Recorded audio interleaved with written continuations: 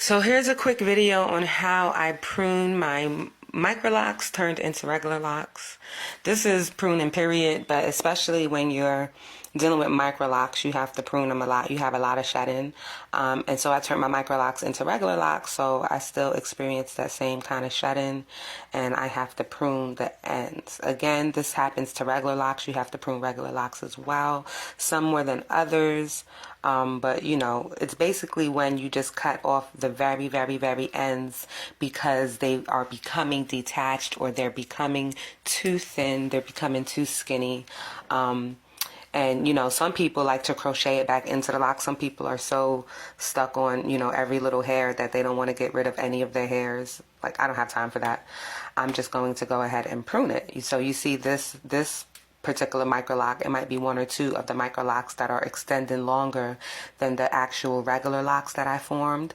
So again, I could roll that in there. I'm not crocheting my locks, you know what I'm saying? I'm doing just a palm twist kind of freeform regular lock, you feel me? So I'd rather just go ahead and prune it. So I'm just cutting off that very end of the lock that is no longer in the lock that is forming.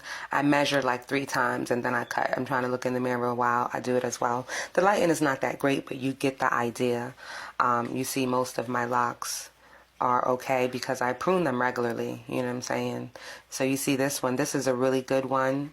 Like, it's clear that this end of the hair is not a part of the lock that is forming. I have a nice lock there forming. All of my locks are forming really nice, so I'm excited about that. But you could clearly see that I don't need that. It extended past what's going on, and I could either roll it in there and try really hard to just, you know, make it be a part of the lock, or I could just go ahead and prune it. Child, I'm just going to prune it because, again, I don't have time. So, yeah, I'm measuring it to make sure I'm not cutting off more than I need to cut off. I'm just cutting off what I need to cut off. I've pruned my locks a lot, especially because my hair is very fine. So in the front, in the very beginning of even my micro locks, I had to prune those a lot. This is a perfect one. This is the last one that I do in this video because it's only 3 minutes, you know what I mean? And, but you see, this is a really good one here.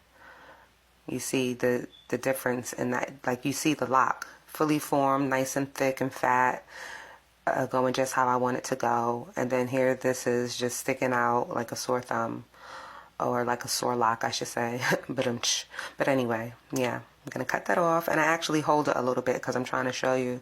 Like, you see, look at it, it looks so much better. I didn't need that there. It just looked retarded. Like, what?